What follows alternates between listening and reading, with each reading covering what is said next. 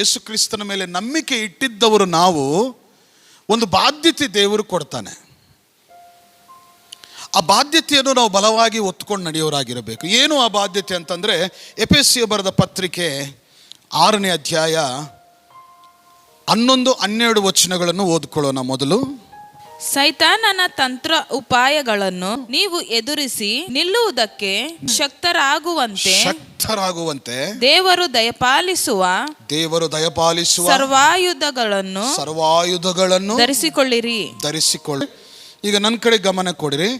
ಇಲ್ಲಿ ಅಪೊಸ್ತಲನಾದ ಪೌಲನು ಎಫೆಸದವರಿಗೆ ಒಂದು ಮೆಸೇಜ್ ಕೊಡ್ತಾನೆ. ಏನು ಆ ಮೆಸೇಜ್ ಅಂತಂದ್ರೆ, ಸೈತಾನನ ತಂತ್ರ ಉಪಾಯಗಳು ಈ ಲೋಕದಲ್ಲಿದ್ದಾವೆ.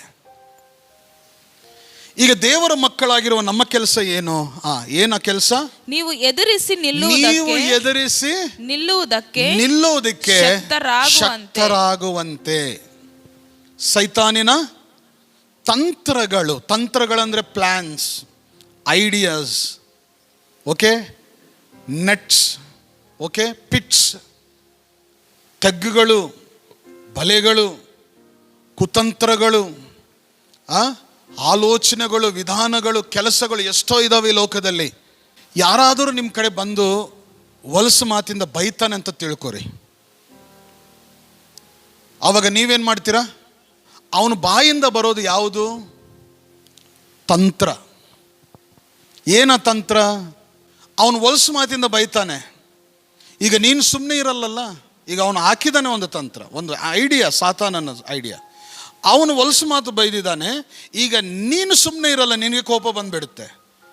ಈಗ ಅವನು ಬೈದಿದ್ದಕ್ಕೆ ನೀನು ಸಹ ಏನು ಮಾಡ್ತೀಯ? ಉಲ್ಟಾ ಅವನಿಗೆ ಅಪೋಸ್ ಹೋಗ್ತೀಯ. ಅಲ್ಲೇನಾಗ್ಬಿಡುತ್ತೆ? ಅವನು ಬೈದಿದ್ದಕ್ಕೆ ನೀನು ಉಲ್ಟಾ ಆಗಿದ್ದಕ್ಕೆ ಅಲ್ಲಿ ಜಗಳ ಸ್ಟಾರ್ಟ್ ಆಗತ್ತೆ. ನೋಡಿ ಸಾತಾನಿನ ಐಡಿಯಾ ಹೇಗಿದೆ ನೋಡಿ. ಒಂದು ಚಿಕ್ಕ ಬೆಂಕಿ ಹಚ್ಚಿಬಿಡ್ತಾನೆ, ನಿನ್ನನ್ನು ಏನು ಮಾಡ್ತಾನೆ? ಕದಲಿಸಿಬಿಡ್ತಾನೆ. ಈ ವ್ಯವಹಾರ ನಿಮ್ಮ ಮನೆಗಳಲ್ಲಿಯೂ ಸಹ ನೀವು ನೋಡ್ರಿ. ಮನೆಗಳಲ್ಲಿಯೂ ಸಹ, ನಮ್ಮ ಕುಟುಂಬಗಳಲ್ಲಿಯೂ ಸಹ ಒಂದು ಮಾತಿಂದ ಸ್ಟಾರ್ಟ್ ಆಗಿರೋದು ಅದು ಎಲ್ಲೆಲ್ಲಿಗೋ ಹೋಗ್ಬಿಡುತ್ತೆ.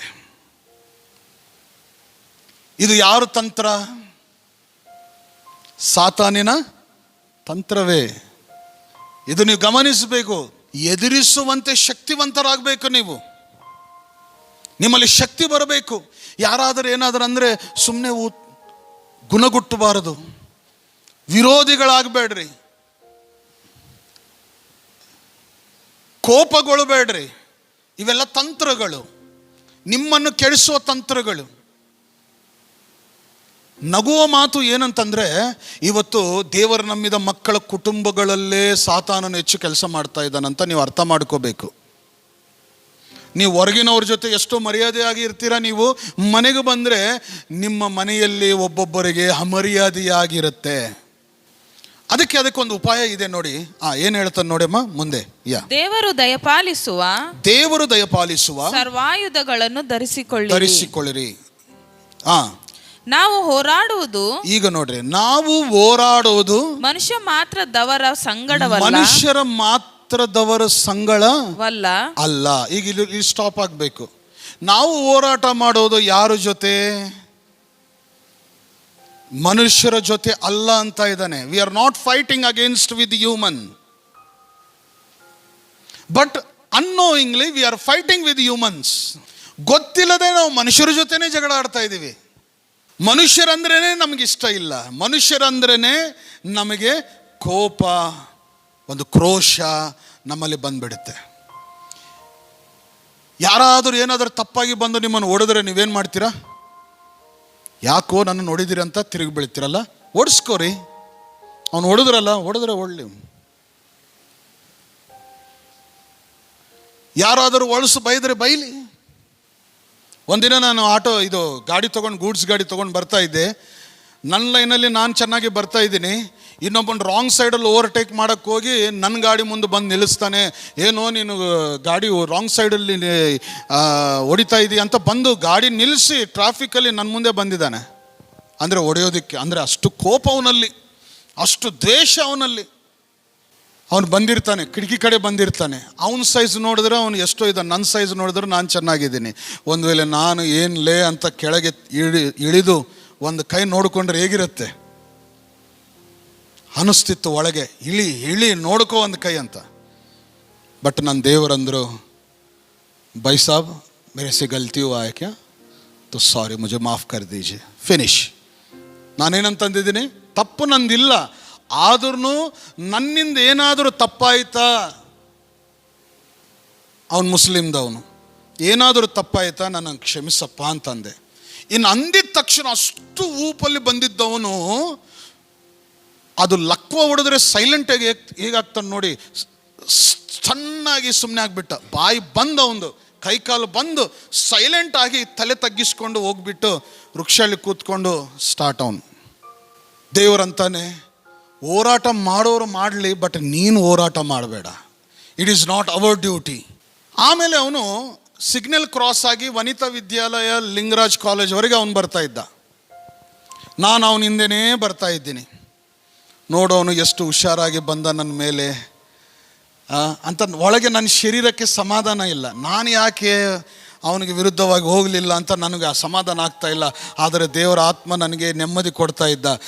ನೋಡು ನೋಡು ನೋಡು ಅಂತ. ಲಿಂಗರಾಜ್ ಕಾಲೇಜ್ ಹತ್ತಿರ ಬಂದ ತಕ್ಷಣ ಅವನು ಇನ್ನೊಬ್ಬನಿಗೆ ಅಡ್ಡಿ ಹೋಗ್ಬಿಟ್ಟ, ಸೇಮ್ ನನ್ನ ಕಣ್ಣು ಮುಂದೆ.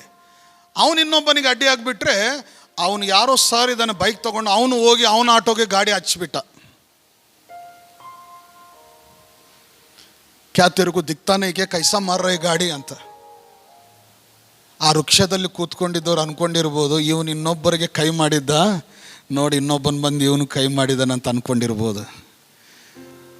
ಆಮೇಲೆ ನನ್ನ ದೇಹಕ್ಕೆ ಸಮಾಧಾನವಾಯಿತು, ನೋಡಿ ದೇವರು ಎಷ್ಟು ಬೇಗ ತೋರಿಸಿದ್ದಾನೆ ಅಂತ. ಹಲ್ಲೆಲೂಯಾ. ನಾವು ದೇವರ ನಂಬಿದ ಮಕ್ಕಳಲ್ಲಿ ಸಹನವಿದ್ರೆ, ತಗ್ಗಿಸಿಕೊಂಡ್ರೆ, ನಮ್ಮ ಕಣ್ಣು ಮುಂದೆ ಅದು ರಿಫ್ಲೆಕ್ಷನ್ನು, ಅದರದ್ದು ಪ್ರಭಾವ ದೇವರು ಖಂಡಿತವಾಗಿ ತೋರಿಸ್ತಾನೆ. ಅವನು ಅನ್ಕೊಂಡಿದ್ದಾನೆ, ಅವ ಈಗಲೇ ಇನ್ನೊಬ್ಬನಿಗೆ ಧಮಕಿ ಕೊಡಕ್ಕೆ ಹೋಗಿದ್ದೆ, ಆದರೆ ನೋಡಿ ಈಗ ಇನ್ನೊಬ್ಬನ ಬಂದು ನನಗೆ ಧಮಕಿ ಕೊಟ್ಟಿದ್ದಾನೆ ಅಂದರೆ ನಾನು ಸಹ ಎಲ್ಲೋ ತಪ್ಪು ಮಾಡಿದ್ದೀನಿ ಅಂದಂಗೆ ಅವನು ಪರೀಕ್ಷಿಸ್ಕೊಂಡಿರ್ಬೋದು.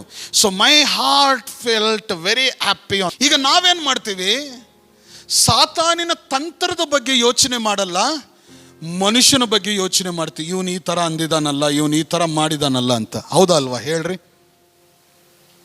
ನಿಮ್ಮ ಫೋಕಸ್ ಯಾರ ಮೇಲೆ ಇರುತ್ತೆ? ನಾನು ಒಂದೊಂದು ಮಾತು ಹೇಳ್ತೀನಿ, ಮನುಷ್ಯರ ಮೇಲಿರುವಷ್ಟು ದ್ವೇಷ ನಿಮಗೆ ಸಾತಾನನ ಮೇಲೆ ದ್ವೇಷನೇ ಇರಲ್ಲ. ಈಗ ಪರೀಕ್ಷಿಸ್ಕೊಳ್ರಿ ನೀವು. ಸಾತಾನನ ಮೇಲೆ ಕೋಪ ಇಲ್ಲ ನಿಮಗೆ, ಸಾತಾನನ ಮೇಲೆ ಹೋರಾಟ ಮಾಡೋ ಆಕ್ರೋಶ ಇಲ್ಲ, ಆದರೆ ಮನುಷ್ಯರ ಮೇಲೆ ಕೋಪ ಬರುತ್ತೆ. ದ್ವೇಷ ದ್ವೇಷ ಎಲ್ಲ ಬೆಳೆಸ್ಕೊಂಡು ಒಂದು ಪಾತ್ರೆಯಲ್ಲಿ ಕೈ ಹಾಕೋರು ನಾವೇ ವಿರುದ್ಧವಾದ ಆಲೋಚನೆಗಳಿಂದ ನಾವು ನಡೀತಾ ಇರ್ತೀವಿ. ಅಂದರೆ ನಿನ್ನ ಫೋಕಸ್ ಎಲ್ಲಿದೆ? ಯಾವಾಗಾದರೂ ಪ್ರಾರ್ಥನೆಯಲ್ಲಿ ಕೂತ್ಕೊಂಡು ನೀನು ಸಾತಾನಿನ ವಿರುದ್ಧ ಹೋರಾಟ ಮಾಡಿದೀಯಾ?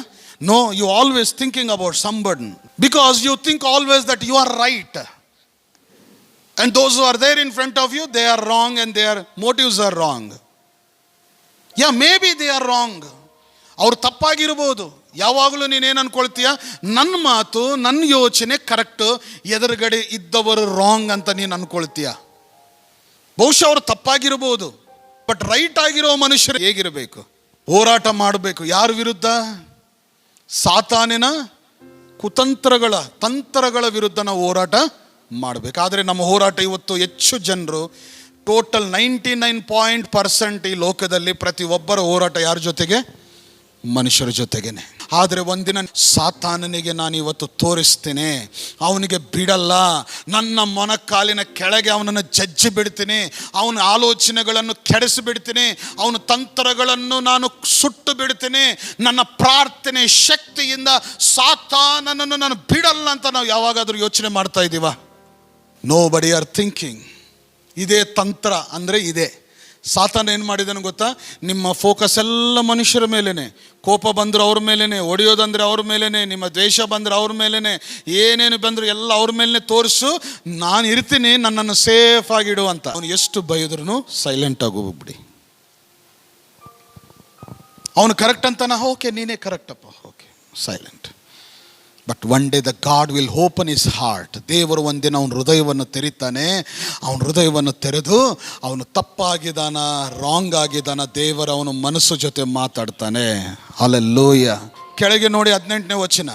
ನೀವು ಪವಿತ್ರಾತ್ಮನ ಪ್ರೇರಿತರಾಗಿ ನೋಡಿ ಏನಂತ ಇದ್ದಾನಂದ್ರೆ, ಪವಿತ್ರಾತ್ಮನ ಪ್ರೇರಿತರಾಗಿ ಎಲ್ಲ ಸಮಯಗಳಲ್ಲಿ ಸಕಲ ವಿಧವಾದ ಪ್ರಾರ್ಥನೆಯಿಂದಲೂ ವಿಜ್ಞಾಪನೆಯಿಂದಲೂ ದೇವರನ್ನು ಪ್ರಾರ್ಥಿಸಿರಿ.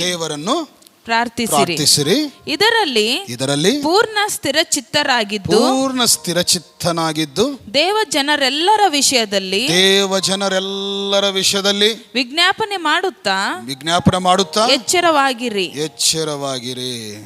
ಯಾರು ಎಚ್ಚರವಾಗಿರಬೇಕು? ಇನ್ನೊಬ್ಬರ ದೇವರನ್ನು ನಂಬಿದ ಮಕ್ಕಳು ಎಚ್ಚರವಾಗಿರಬೇಕಾ? ದೇವರು ನಮ್ಮದೇ ಇರುವ ಮಕ್ಕಳು ಎಚ್ಚರವಾಗಿರಬೇಕಾ? ಪವಿತ್ರಾತ್ಮನ ಪ್ರೇರಿತರಾಗಿ ನಿಮ್ಮ ಥಿಂಕಿಂಗ್ ಸ್ಟೈಲ್ ಹೋಲಿ ಸ್ಪಿರಿಟ್ ಅಲ್ಲಿರಬೇಕು, ನಿಮ್ಮ ಆಕ್ಷನ್ ಹೋಲಿ ಸ್ಪಿರಿಟ್ ಅಲ್ಲಿರಬೇಕು, ನಿಮ್ಮ ಮಾತುಗಳು ಸಹ ಪವಿತ್ರಾತ್ಮನ ಪ್ರಕಾರವಾಗಿರಬೇಕು, ವಾಕ್ಯದ ಪ್ರಕಾರವಾಗಿರಬೇಕು, ನಿಮ್ಮ ಯೋಚನೆಗಳು ಸಹ ದೇವರ ಆತ್ಮನ ಪ್ರಕಾರವಾಗಿರಬೇಕು. ಅರ್ಥವಾಗ್ತಾ ಇದೆಯಾ?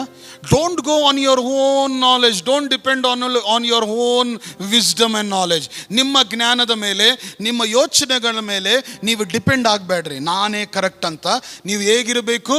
ಪವಿತ್ರಾತ್ಮದಿಂದ ನೀನು ಪ್ರೇರಿತರಾಗಿ ಯೋಚನೆ ಮಾಡಬೇಕು. ಸ್ವಂತ ಯೋಚನೆ ಮಾಡಿದ್ರೆ ಹೋಗು, ಓಡಿ, ಮಾಡು, ಜಗಳ ಅನ್ನತ್ತೆ. ಪವಿತ್ರಾತ್ಮನ ಪ್ರಕಾರ ನೀನು ಯೋಚನೆ ಮಾಡಿದ್ರೆ so B cool. Speak with the fruit of god. ನೀನು ಮಾತಾಡಿದ್ರು ಪ್ರೀತಿಯಿಂದ ಮಾತಾಡು, ಜಗಳಿಂದ ಮಾತಾಡಬೇಡ, ಪ್ರೀತಿಯಿಂದ ಮಾತಾಡು, ಜ್ಞಾನದಿಂದ ಮಾತಾಡು, ಜ್ಞಾನ ಕೊಡೋ ರೀತಿಯಿಂದ ಮಾತಾಡು. ಆತ್ಮ ಪ್ರೇರಿತವಾಗಿ ನಾವು ಮಾತಾಡೋದನ್ನು ಕಲಿಬೇಕು. ಇವತ್ತು ತುಂಬ ಕುಟುಂಬಗಳಲ್ಲಿ ಇದಿಲ್ಲ, ತುಂಬ ಸಭೆಗಳಲ್ಲಿ ಇದಿಲ್ಲ. ಇಷ್ಟ ಬಂದಂಗೆ ಮಾತಾಡ್ತೀರ, ಮರ್ಯಾದೆಯಾಗಿ ಮಾತಾಡ್ರಿ. ಒಬ್ಬೊಬ್ಬರು ಮಾತಾಡ್ಕೊಳ್ತಿರಲ್ಲ ಮರ್ಯಾದೆಯಾಗಿ. ನಿನ್ನ ಅಕ್ಕ ಇರ್ಬೋದು, ತಂಗಿ ಇರ್ಬೋದು, ಮಗ ಇರ್ಬೋದು, ತಮ್ಮ ಇರ್ಬೋದು, ಇನ್ನೊಬ್ಬರು ತಂದೆ ತಾಯಿಯವರು ಇರ್ಬೋದು, ಪ್ರತಿಯೊಬ್ಬರು ಸಭೆಯಲ್ಲಿ ಹಿರಿಯರು ಇರ್ಬೋದು, ಪಾಸ್ಟರ್ ಇರ್ಬೋದು, ಪ್ರತಿಯೊಬ್ಬರ ಜೊತೆಗೆ ನೀನು ಮರ್ಯಾದೆ ಪೂರ್ವಕವಾಗಿ ಮಾತಾಡಬೇಕು.